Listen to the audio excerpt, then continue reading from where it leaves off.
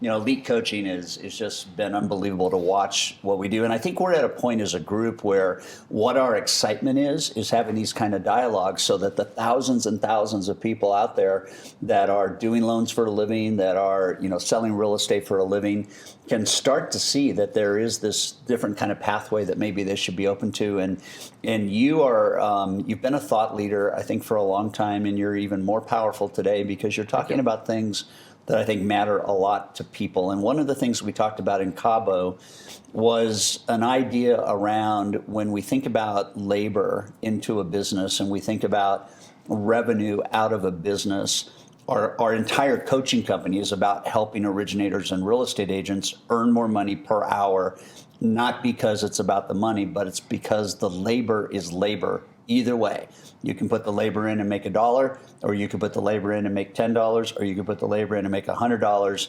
Whatever we do, we have to start to think about the labor revenue exchange. And in the perfect world, it gets down to the point that I always ask people, like, if you stopped originating loans today, would you have a sustainable income? If you stopped selling real estate today, would you have a sustainable income? And that broke loose a moment that you took over in Cabo, and you got up and you went to the flip chart and you started writing, I guess, formaically, a couple of ideas about what that looks like. So I want to let you just teach on that for 5-10 minutes or so, and tell your story a little bit, and then let's see what kind of interaction we might have. Yeah, Todd asked us to pick a word, and the word that I picked was leverage. And the reason why I picked leverage was, again, it goes back to my 2 sons and being a better husband. But I've built such a great team around me that they make me look way too good, and they deserve a lot more of the credit. But that all came from one mindset. In my 20s, I learned a craft. So I started the mortgage business when I was 19 years old. Today I'm 42. So 19 years old, in my 20s, I learned to be Rookie of the Year. I learned the business of how to be really great at a craft. In my 30s, I learned how to be, well, let's break it a little further. The head quarterback is a big the Patriots, studying the Patriots. I'm not a big football fan, but just talk about the Patriots. So Tom Brady, head quarterback. I studied and learned how to be the head quarterback in my 30s. Now, in my 40s, I want to be Bill Belichick. I want to become the head coach. In my 50s, I want to become the Robert Krafts, the owner of the business. I have to develop, and I have to be okay with falling back behind the curtains, which is super hard, super duper hard as a loan officer, where it is like you want the trophies, you want to be on the stage, but like I'd rather be home with my 2 sons, my wife, than get all the trophies in the world. So being the head coach is the vision that I have. So every mindset, every decision is built around that. Is this a head coach activity? Is this a head coach task? Is this a head coach solving problem? Or is it like the head coordinating coach? Or is that the defensive coach? You want to understand what you're doing on a daily basis. And Todd asked me to do an activity once, which I thought he was cuckoo for Cocoa Puffs. But it's probably some of the best advice he ever gave me.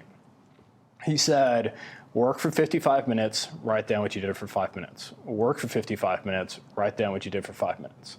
And he asked me to do that for a week, which felt like an eternity.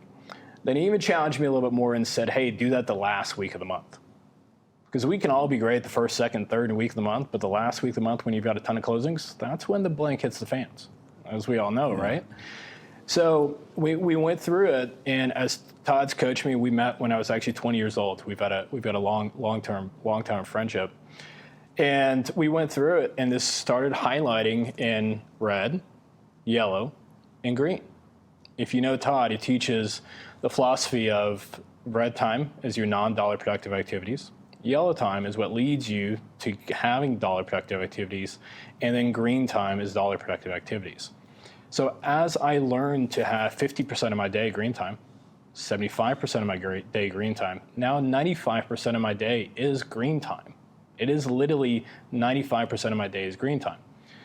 we'll leave yearly incomes out of this conversation. But when Todd challenged me that, my hourly wage, what I made per hour, is about $145 an hour.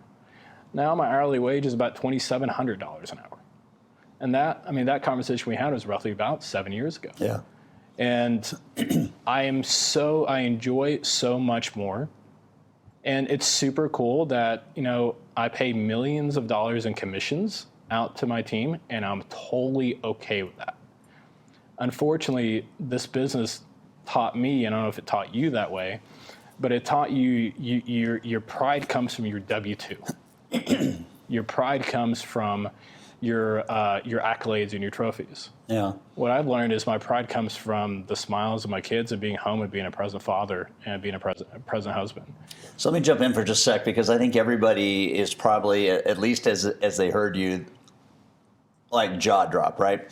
And one of the things that we set this conversation up to really address, and one of the things that we are completely passionate about, because we see that what's at stake for people is life. I mean, really, it is a sad commentary on a business that is not run the right way, and to see how it robs people of their life experience, right? And so when we went through an exercise, like, what do we do as a company? We came up with, we help people fall in love with their life. And one of the ways that you fall in love with your life is you watch the value of your labor expand. Mm-hmm. And when you just went through, when you did that exercise and you were making $145 an hour, and now it's $2,700 an hour, and you look at that journey over 7 years, what we know for sure is when people start to do that and they really understand it, the zeros that they add to their hourly rate and the numbers that they add to how much they're making, it's extraordinary. And we have hundreds of people that in 1 year go from $100 an hour to $800 an hour because they get this exercise.